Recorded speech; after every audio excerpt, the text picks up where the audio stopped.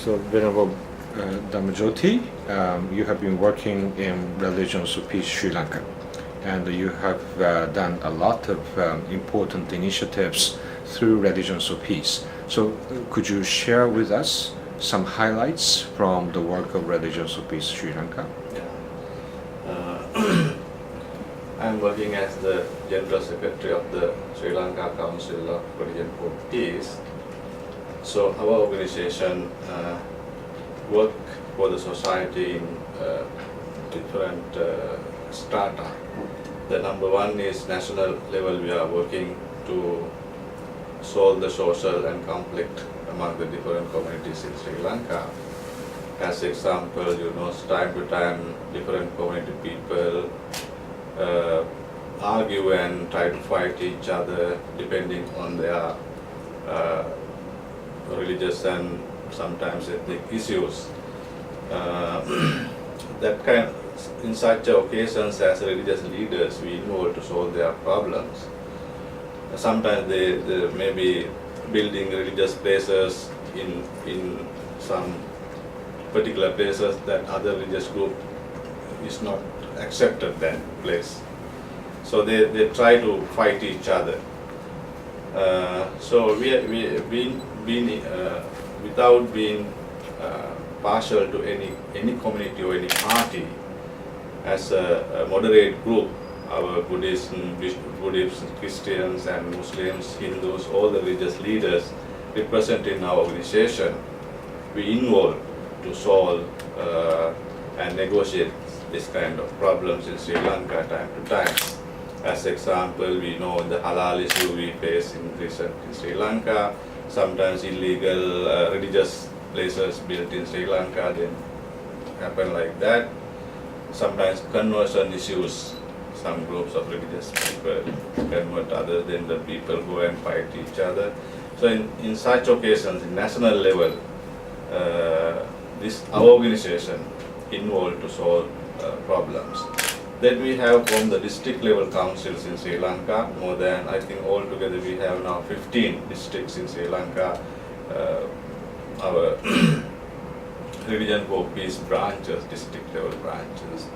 So to that branches, district level, we hope to address the issue in grassroots level or local level in Sri Lankan context. Sometimes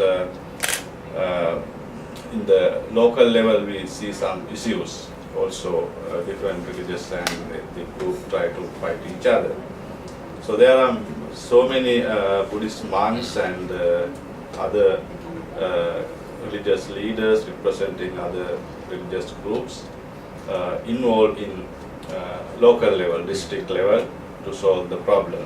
So this is how Religion for Peace in Sri Lanka, in national level and district level, we involve to solve the problems in Sri Lanka.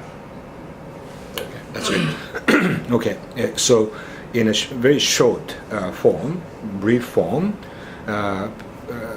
could you explain the Buddhist approach to conflict transformation?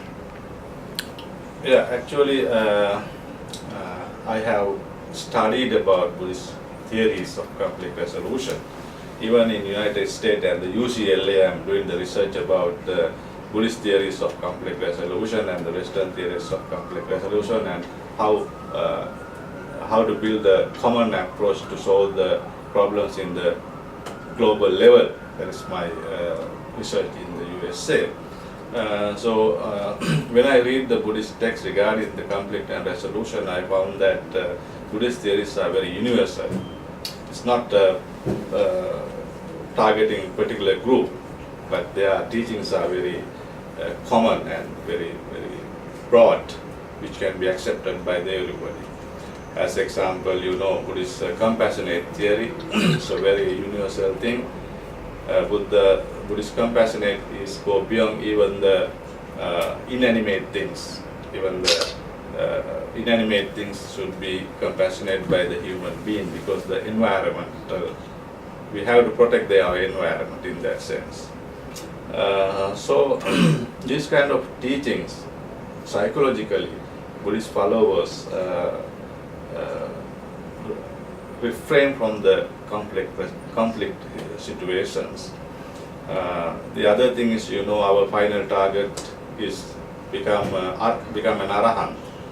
So the main difference between the common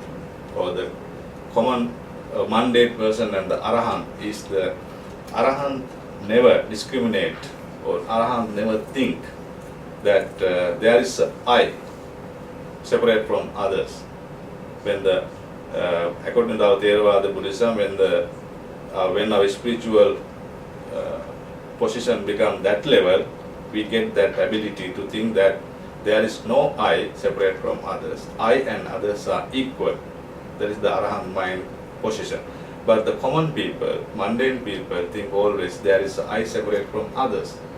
That is the basic, psychologically cause root to create so many problems among the brothers to brothers, sisters to sisters. When we go beyond that, the family can take society to society.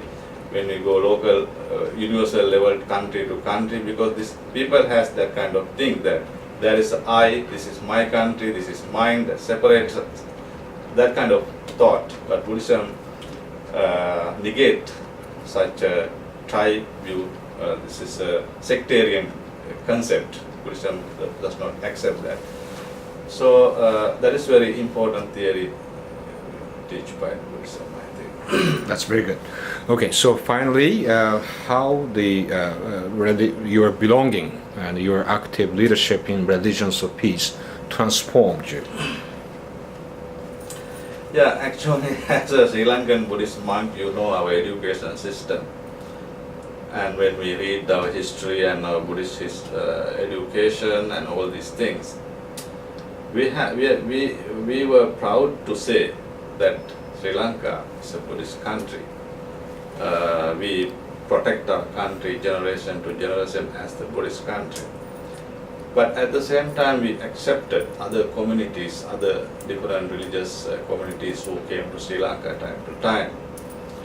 But recently we faced some kind of political and religious problems.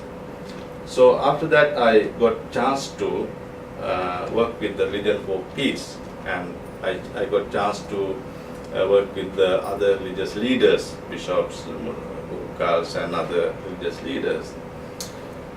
And I started to think problems with the new vision, the new manner, new approach. I started to think out of that traditional context. I think that my mind, I cannot think questions in very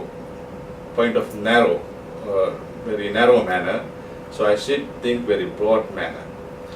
So that ability I got were been working as the member of the Religion for Peace, as being part of the Religion for Peace. So because as a traditional Buddhist monk, I did not have to involve much with other religious people, other religious leaders. Always we think that others are enemies, bishops, gurus, and other people. When we say they are our competitors or they are dangerous, that mentality is always keep us away from them. So being part of this Religion for Peace organization, I got chance to close to them. I got chance to work with them. I got chance to listen to their views. So now I know everybody as a religious leaders, everybody as a human being. We are all professionally we are in same. We are working for our societies. So that kind of understanding I received from after being part of this Religion for Peace. So that helped for me to look to the question in new angle, new approach. I think that is the big change happened to me after being part of this Religion for Peace. Okay, great. Thanks so much. Thank you.